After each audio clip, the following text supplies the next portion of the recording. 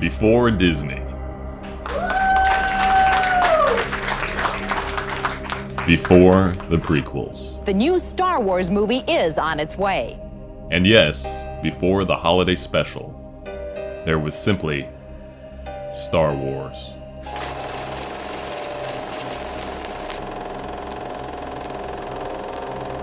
It was one of the highest grossing, best-selling, and most influential films of all time. But you already know that story. So why don't we start with the part that you don't know? It's a tale of tyrannical directors, rebellious preservationists, and an elusive cut of Star Wars, which both have been fighting over for decades. This is the story of how the theatrical cut of Star Wars was saved.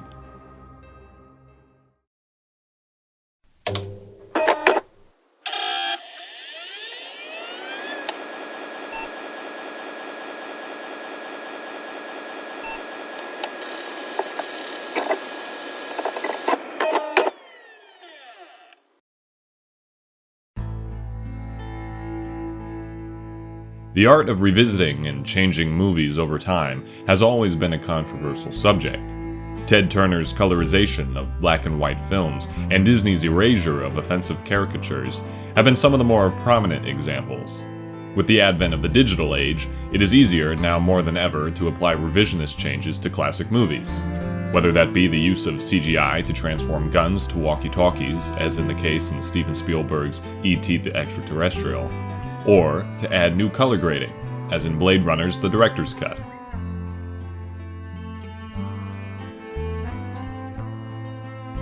Computer graphics have made what was once the relatively simple task of releasing a movie onto home video an exact and dangerous science. Directors altering their films is nothing new, however. Going back nearly a century, movies like Napoleon or Metropolis infamously had their runtimes cut down after their initial screenings. In Metropolis's case, the redacted scenes weren't fully recovered for decades, until they were found saved on a 16mm reduction print decaying in a Peruvian cave. Other movies like Lawrence of Arabia also had their original cuts lost for a time, and it wasn't until the brave pioneers of film preservation undertook the monstrous task of saving these movies that they were able to be reconstructed and archived. Now you can see Lawrence of Arabia fully restored with material never publicly seen before in the full glory of 70mm and Dolby spectral sound. However, no matter how many changes a director may make to his movie, it has become a common practice to release the director's cut alongside the original film. A sort of gentleman's agreement with the fans, if you will. In Blade Runner's case, for instance, the 5-disc Ultimate Collector's Edition contains 5 cuts of the film: the theatrical release, the director's cut, the final cut, the work print cut, and the international cut. Similarly, the 4K UHD release of Apocalypse Now has 3 cuts of the film: the theatrical, redux, and final cuts. In short, it is almost unheard of for a director to suppress the release of any cut of their film, let alone the original. As George Lucas famously once said, "People who alter or destroy works of art and our cultural heritage for profit or as an exercise of power are barbarians. If the laws of the United States continue to condone this behavior, history will surely classify us as a barbaric society." So you can imagine the frustration of fans when Lucas did exactly that. Ever since Star Wars was still in production, Lucas was notoriously unsatisfied with the state of special effects in his movie. Despite the original film winning an Oscar for Best Visual Effects, George Lucas never saw the original cuts of his movie as anything more than a work print cut. So it was only natural that when he found computer graphics had matured enough, he began work on specializing his films in the mid-90s. With $15 million under their belt, 20th Century Fox spent the better part of the 1990s remastering Lucas's original films, adding new CGI special effects, sound mixing, and even re-adding deleted scenes. Hey, Luke! I don't believe it! Hey, how are you? Hey, coming up, I'll be right up there with you, and if I got stories to tell you... Upon its release, the special editions were fondly regarded, as they were able to introduce a whole new generation of people to Star Wars. However, after a rather cryptic ad campaign in 1995, the original Star Wars trilogy on video, one last time.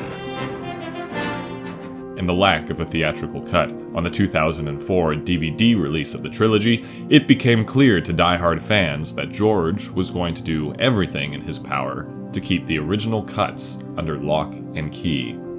And so, it was up to a niche group of devoted fans to save the theatrical cuts of Star Wars from destruction.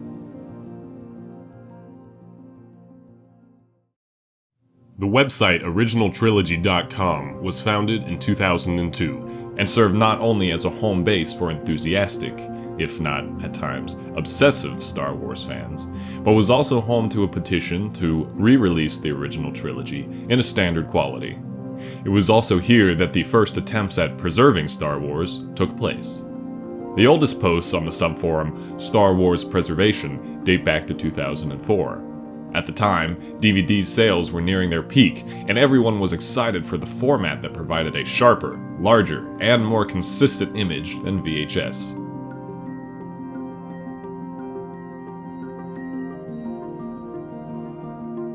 Naturally, it was the goal of fans to have the theatrical cuts on DVD.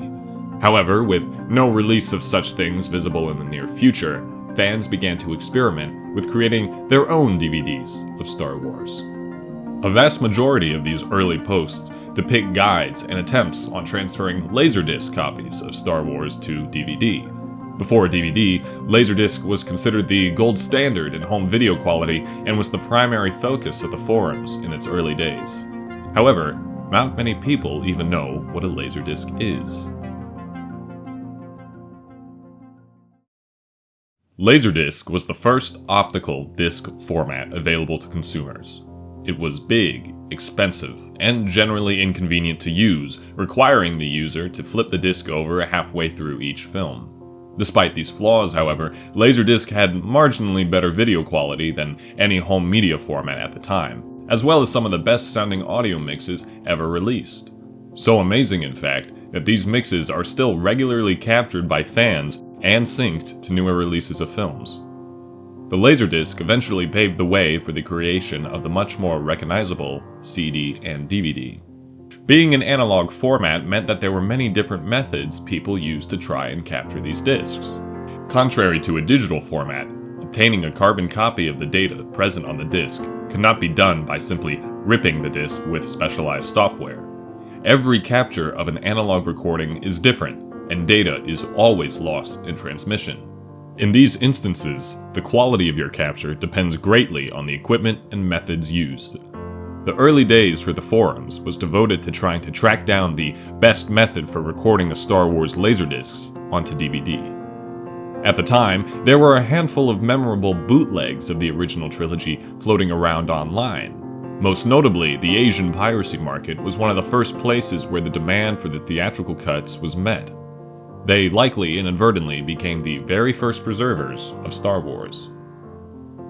Dating back to 2001, the earliest Asian bootleg I can find reference to comes from a website devoted to Star Wars DVD reviews called Prelimin.net. The last time this site was updated was in 2013 and contains a handful of articles which include reviews of 6 various bootleg theatrical cut DVDs. The oldest one is unnamed and was sourced from the final release of the original trilogy in 1995. This bootleg is about as low quality as you can get, even by 2006 standards. The article states that there were numerous digital and twitching artifacts, noise, motion smearing, and scrolling bars of color. Over the years, the quality of these Asian bootlegs would improve, but it didn't take long for the fans on the Western side of the market to take their own stab at transferring Laserdiscs. The most notable improvement in bootlegs came with the delivering of an anamorphic picture. You see, back in the day, TVs had a much more box-like shape and had an aspect ratio of 4:3. This meant that in order to watch a movie filmed in widescreen on one of these television sets, movie studios had 2 options: pan and scanning and letterboxing. Pan and scanning was the main process by which widescreen movies were adapted for these smaller sizes. After stretching the film to fill the entirety of the TV screen, an operator would then pan and scan the picture back and forth based on the shot subject. This resulted in a copy of the film which utilized the entire 4x3 screen, but often cut off details from the sides of the frame. For purists, this option was less than desirable, so movie companies invented another way of transferring movies to home video. Letterboxing is the practice of shrinking the movie down to have the entire picture fit on the 4x3 screen, and then adding black bars to the top and bottom of the picture where there is no other data. This process preserved the entire picture, however, would often cut down the used resolution considerably, utilizing even less of the 480 to 576 lines of vertical resolution on these screens. The later releases of Star Wars Laserdiscs were produced with this letterboxing technique, however, they were non-anamorphic. Essentially, this means that the film was locked into the 4:3 aspect ratio, even when played on a 16:9 TV. This resulted not only in letterboxing, but pillar boxing as well. To combat this issue, later generations of bootlegs used data interpolation to increase the size of the picture. Contrary to popular belief, this was not guesswork done by artificial intelligence, but rather each new line of picture was crafted from already existent data. Out of all the various Laserdisc bootlegs out there, by far the most popular were the TR-47 bootlegs. Originally released on torrent sites on August 5, 2004, these releases set a definitive benchmark for the community. While initially they were letterboxed and suffered from severe aliasing and compression artifacts, this was minimized in the years that followed.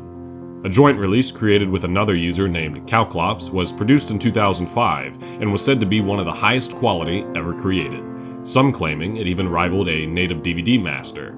The Calclops release was anamorphic, had linear PCM audio, and boasted an average bitrate of 3 to 4 megabits per second. Regardless of these improvements, they still lacked some features present on others. For example, the 5-star Special Edition bootlegs had working menus, and the Edit Droid and Dr. Gonzo bootlegs boasted higher bit rates than the TR-47 versions. Dr. Gonzo's, in fact, also had Dolby Digital sound. To document each release and the differences they contain would take a lifetime, unaided by the fact that tracking down original torrents and first-hand accounts would prove difficult. Many of these are hard to come by due to the unviability of recordable media from the early 2000s, and the fact that many of these bootlegs were usurped by later projects, such as the infamous X-Zero project. These developments tend to make them even more irrelevant. Others more qualified than myself have already done a much better job at documenting these other releases. Links to these sources will be provided.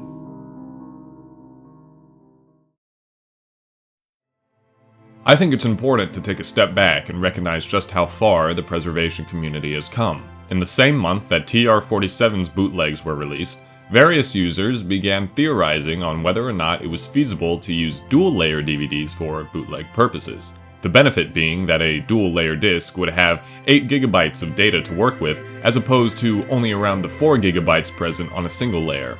Therefore, higher quality videos with a higher bitrate and less compression could be burned.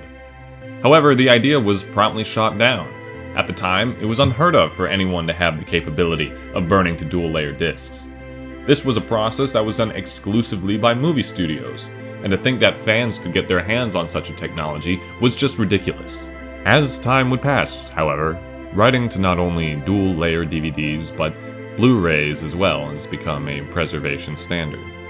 As I hope you will see, this will be a running theme throughout the series. Technology, once thought to be unattainable by fans, will become commonplace, given enough time and a few spare dollars.